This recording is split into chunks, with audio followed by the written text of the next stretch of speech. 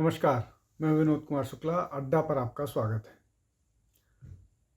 2 विधानसभा के चुनाव और कई प्रदेशों में उपचुनाव की अगर बात करें, तो ज़्यादातर जगहों पर बीजेपी का प्रदर्शन बहुत अच्छा था, लेकिन झारखंड में बहुत खराब था। महाराष्ट्र में बीजेपी अपनी उम्मीदों से कई गुना बेहतर प्रदर्शन की है और लगभग 235 सीटें अलायंस को मिला है और बीजेपी अपने दम पर 132-33 सीटें जीत रही गई है। अब महाराष्ट्र में जो जीत हुई है, उस जीत के पीछे निश्चित तौर पर जो 3 बड़े नेता हैं महाराष्ट्र के, जिनके पास सरकार में जिम्मेदारी थी, वो तो है ही हैं इस जीत में उनकी भूमिका। लेकिन महाराष्ट्र की जीत में संघ की एक बड़ी भूमिका है। संघ लंबे समय से वहाँ लगा हुआ था, चुनाव के दौरान भी सक्रिय था। अतुल लिमये जो सह सरकार्यवाह हैं, जॉइंट जनरल सेक्रेटरी, वो महाराष्ट्र में डेरा डाले हुए थे। महाराष्ट्र में एक एक सीट का माइक्रो मैनेजमेंट किया गया बीजेपी और आरएसएस दोनों की तरफ से। बीजेपी सारी सीट पर सक्रियता से काम कर रही थी। बीजेपी की आरएसएस पूरी सारी सीट पर काम कर रहा था। संघ से जुड़ी हुई जो भजन मंडली है, वो घूम घूम कर गाँव में, मंदिरों में लोगों को ये बताने की कोशिश कर रही थी, जिस तरह की राजनीति, जिस तरह की बात एमवीए कर रही है, वो कितना खतरनाक है देश के लिए। और वो हिंदुओं को जगाने की कोशिश कर रही थी कि जो ये मराठा रिजर्वेशन और ओबी रिजर्वेशन का की बात एमवीए कर रही है, वो किस तरह से डिवाइड करने की कोशिश कर रही है। और उस डिवीज़न का नतीजा 2024 के लोकसभा चुनाव में दिख गया है। बीजेपी के साथ जो अलायंस पार्टनर है, बमुश्किल 17 सीट जीत के आ पाए थे, जिसमें 9 सीटें बीजेपी को मिली थी, 7 सीटें शिवसेना को मिली थी और 1 सीट एनसीपी को मिली थी। तो इन सब से बीजेपी चौकन्ना करने के लिए और माइक्रो मैनेजमेंट के लिए काम कर रही थी। बाकी और बहुत सारी चीज़ें हैं, जो स्कीम्स हैं, लाडकी बहन योजना है, ये सारी चीज़ें तो काम कर रही थी, लेकिन मोटे तौर पर जो ग्राउंड पर काम किया जा रहा था, वो संघ की तरफ से किया जा रहा था और संघ ने डिलीवर किया। अब बात सिर्फ ये है कि महाराष्ट्र में ही नहीं, संघ को जहाँ जहाँ जिम्मेदारी मिल रही है, संघ वहाँ काम कर रहा है।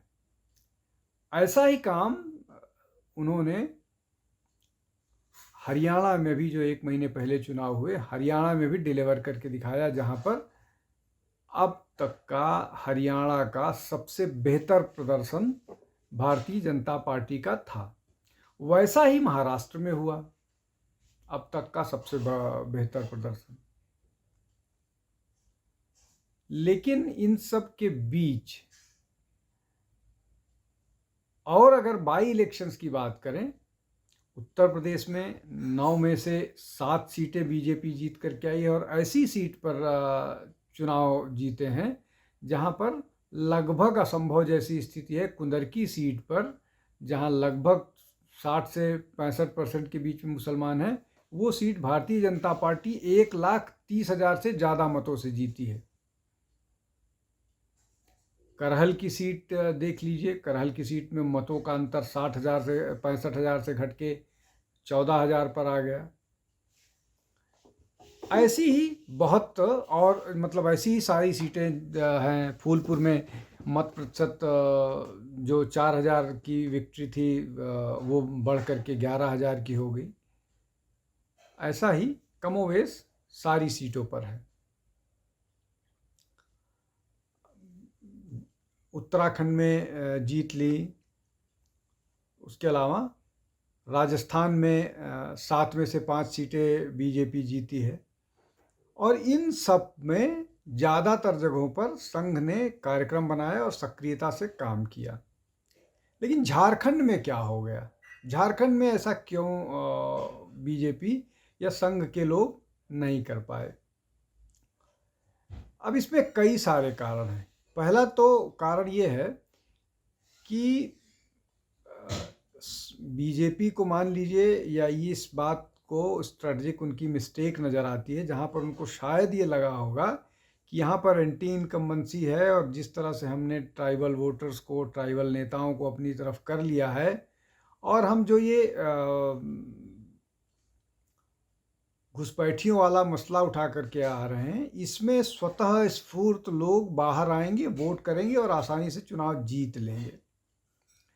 संघ की उतनी बड़ी भागीदारी या संघ की भागीदारी नहीं रही झारखंड में, जैसा कि महाराष्ट्र में, हरियाणा में, उत्तर प्रदेश में, राजस्थान में काम किया।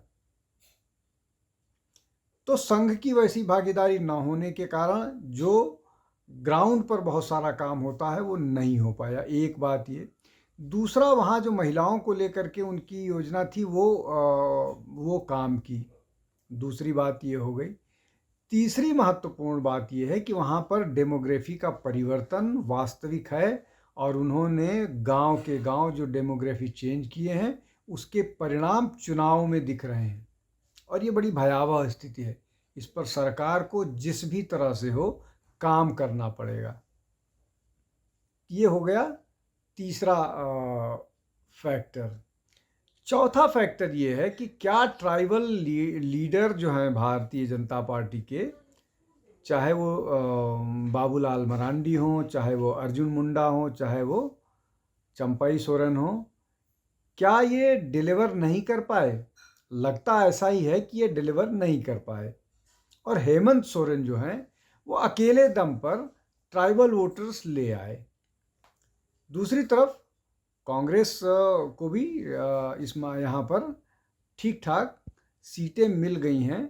उनको तो लगभग उतनी ही सीटें मिली हैं जितनी महाराष्ट्र में मिली हैं, और परिणाम वहाँ पर 288 सीटें हैं, यहाँ पर 81 सीटें हैं। तो उस दृष्टि से तो यहाँ कांग्रेस का परफॉर्मेंस बहुत बेहतर रहा है, बावजूद इसके कि कांग्रेस का कोई भी बड़ा नेता उस तरह से सक्रिय नहीं दिख रहा था, चाहे वो राहुल गांधी हो, चाहे वो मल्लिकार्जुन खड़गे हों, और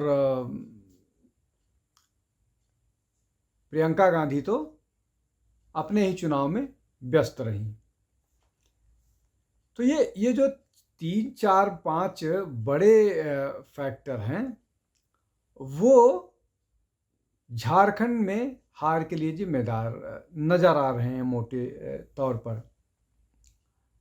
अब वहाँ पर आपको अगर घुसपैठियों से निपटना है तो आपको एग्रेसिवली काम करना पड़ेगा, और एक बार फिर बाकी जगहों की तरह से यहाँ पर भी ट्राइबल्स नेताओं को आप आगे करके रखिए, लेकिन जो अपना संगठनात्मक ढांचा है, जो संगठन के लोग हैं, वो उनको सक्रिय करना होगा।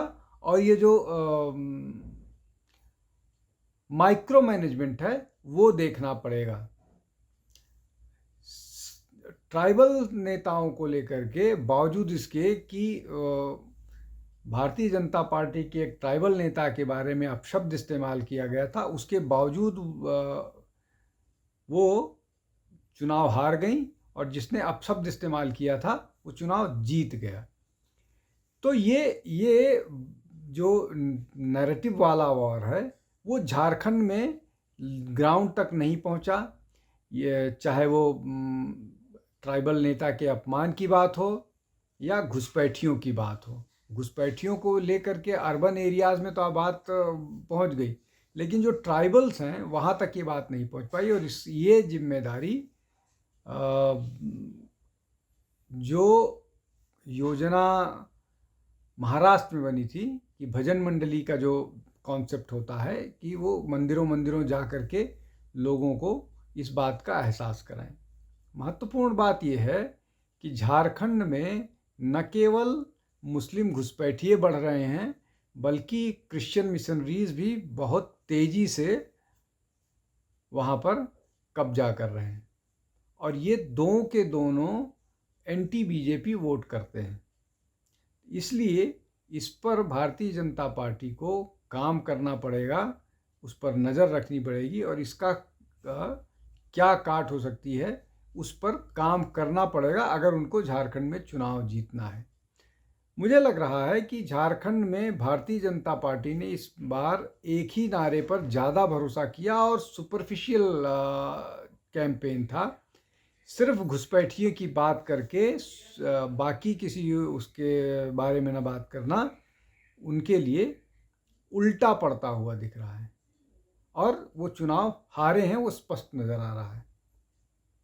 तो शायद एक और राज्य में अब संघ को सक्रिय होना पड़ेगा, वैसे ही सक्रिय होना पड़ेगा जैसे बाकी और राज्यों में सक्रिय है। आज के लिए बस इतना ही। बहुत बहुत